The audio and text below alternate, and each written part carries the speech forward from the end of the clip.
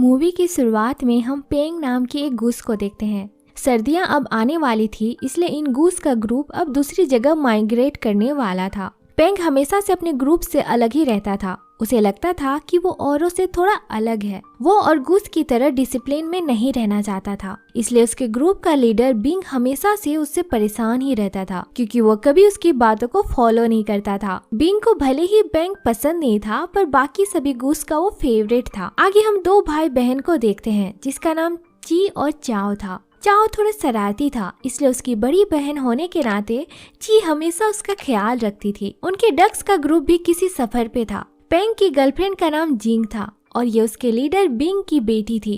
Ping जिंग के साथ मस्ती करने लगता है और इसी के चलते उसका बैलेंस बिगड़ता है और पेंगुइन के ग्रुप से टकराता हुआ पास की नदी के साइड में गिरता है, जहां उसका दोस्त लेरी नाम का टर्टल होता है। जिंग उसके पास आती है और कहती है कि उसके डैड उस पर बहुत ज्यादा नाराज हैं। तभी उसके डैड वहाँ आते हैं। वो सबको बताते हैं कि इस बार सर्दियाँ जल्दी आने वाली है, इसलिए उन्हें अपनी माइग्रेशन स्पीड बढ़ानी होगी और अगर पिंग की ऐसी हरकतें रही तो हम कभी भी टाइम पे माइग्रेट नहीं कर पाएंगे। इसलिए बिंग पेंग को अपने ग्रुप से निकालकर छोटे गूस के साथ उड़ने को कहता है, पर पेंग इसके लिए मना कर देता है। वो कहता है कि वो अकेला ही सफर कर लेगा और उन लोगों के पहले ही वहाँ पहुँच कर दिखाएगा। जिंग उससे कहती है कि अकेले तो कोई भी उड़ सकता है, लेकिन जो अपने ग्रुप के साथ रहे वही एक अच्छा लीडर है, और वो भी वहाँ से चली जाती है। पिंग की वजह से ची और चाओ अपने ग्रुप से बिछड़ गए थे। वो दोनों एक पाइप के अंदर छुपे थे, क्योंकि एक खतरनाक जंगली बिल्ली उन्हें खाने की फिराक में था। वो दोनों अंधेरा होने तक का इंतजार कर रहे थे ताकि वहाँ से सही सलामत वो निकल सके।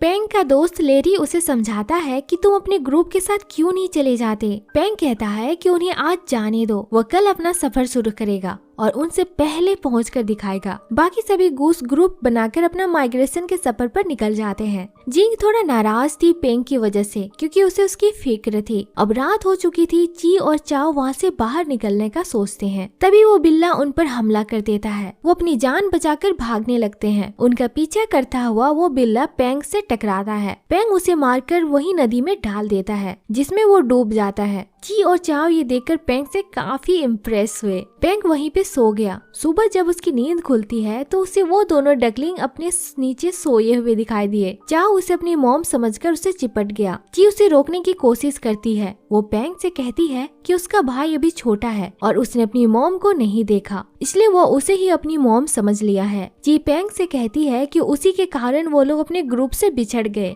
और यहाँ फंस गए। वो उससे पूछती है कि क्या वो उसकी मदद करेगा। पेंग कहता है कि वो उनकी मदद नहीं कर सकता, क्योंकि उसे अपनी बाकी के ग्रुप के पास जाना है। वो वहाँ से उठकर जाने लगता है, पर वो देखता है कि चाओ उसके पीछे के पंख में लटका हुआ है और वो उसे अपने से छुड़ाने की कोशिश करता है, और इसी के चलते वो वहाँ के टंगे एक बड़े से प्लेट से जाकर टकरा जाता है और वहीं गिर जाता है। तभी वो प्लेट टूटकर गिरता है और उसके पंखों को कुचलते हुए नदी में गिर जाता है। उसका एक पंख डैमेज हो चुका था। अब वो उड़ नहीं पा रहा था। उसे समझ नहीं आ रहा था कि अब वो क्या करे। वो कैसे इस हालत में माइग्रेट कर पाएगा। उसे अब ये पूरा सफर चलकर तय करना होगा और रास्ते में उसे बहुत से खतरनाक जानवरों का भी सामना करना पड़ सकता है। तब उसे आइडिया आता है और वो ची और चाओ को अपने साथ ले जाने का सोचता है, ताकि कोई खतरा अगर आए भी तो वो उन दोनों को आगे कर देगा। और चाओ से बात करता है कि वो उनकी मदद करने को तैयार है। वो उन्हें अपने साथ चलने को कहता है और उनसे कहता है कि वो उन्हें उनके ग्रुप से मिलवा देगा। वो उन दोनों को अपने साथ लेकर निकल जाता है। इधर लेरी को नदी से वही जंगली बिल्ला निकलता हुआ दिखता है। वो लेरी को पकड़कर उन तीनों के बारे में पूछता है।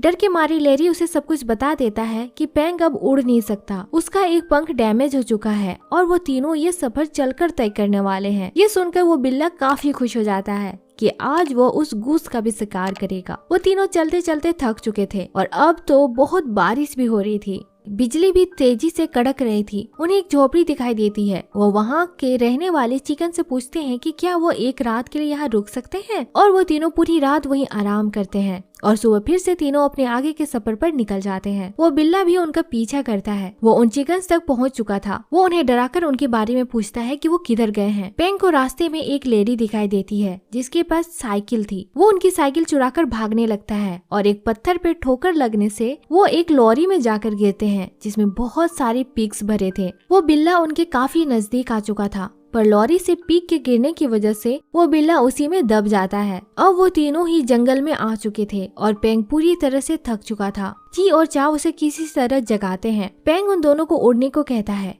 वो उन दोनों को ऊपर फेंक देता है और कहता है कि वो तुम उड़ सकते हो। कुछ देर तो उन्हें भी लगता है कि वो वाकई में उड़ सकते हैं, पर बहुत जल्द वो नीचे गिर जाते हैं। वो दोनों पत्तों के ढेर में गिरते हैं। पेंग उन्हें बाहर आने को कहता है, पर चाव वहाँ नहीं था। वो पास के गुफा में घुस गया था। पेंग और ची डरते डरते उस गुफा के अंदर जाते हैं। अंदर बहुत अंधेरा था। थोड़ा आगे चलने पर उन्हें रोशनी दिखाई देती है। वहाँ बहुत सारे जुगनू चारों तरफ रोशनी फैला रहे थे। अभी वो लोग वहाँ ये सब का मजा ले ही रहे थे कि तभी उन्हें वो बिल्ला दिखाई देता है। वो जल्दी से वहाँ से भागने लगते हैं। पेंग उसे किसी तरह वहीं रोकने की कोशिश करता है। वो तीनों उस बिल्ले से बचते हुए उस गुफा से बाहर आते हैं और वो तीनों एक झरने में बहते हुए कहीं दूर पहुंचते हैं। तभी ची देखती है कि उन्होंने उस रोड को ढूंढ लिया है जिसमें उनके ग्रुप आगे बढ़ रहे थे। तभी कुछ दूर पर पेंग को अपना ग्रुप दिखाई देता है। वो चिल्लाकर उन्हें रोकने की कोशिश करता है, पर वो उसे नहीं देख पाते हैं। पेंग उन दोनों पे गुस्सा करने लगता है कि वो उनकी वजह से स्लो हो गया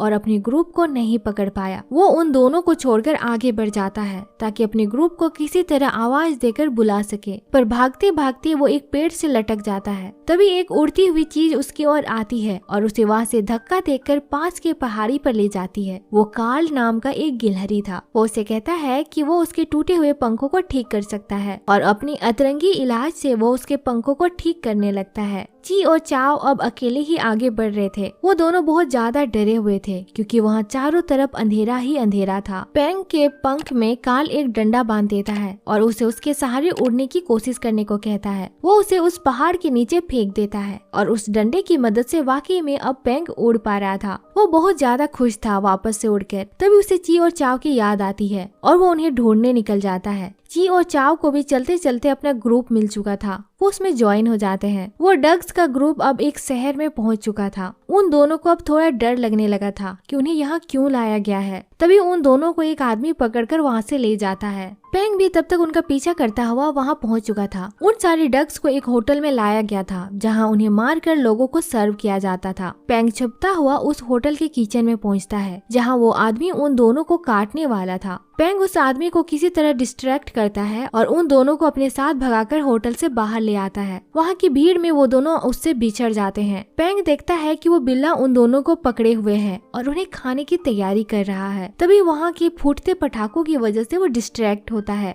पेंग अचानक से उस पर हमला करता है और उसे गिरा देता है और वो उन दोनों को लेकर वहाँ से जल्दी भागने लगता है, पर बहुत जल्द वो बिल्ला उसे पकड़ लेता है और उसे लेकर एक पास की नदी में कूद जाता है। पेंग किसी तरह उससे बचकर बाहर निकलता है, पर वो बिल्ला उनका पीछा इतना जल्दी नहीं छोड़ने वाला था। वो पेंग को मारने ही वाला था। तभी वो देखता है कि ची और चाव ने उसके पीछे पटाखे बांध दिए हैं और तब फाइनली जाकर उस बिल्ले से उनका पीछा छूटता है। पेंग उन दोनों को अपने साथ लेकर चल देता है।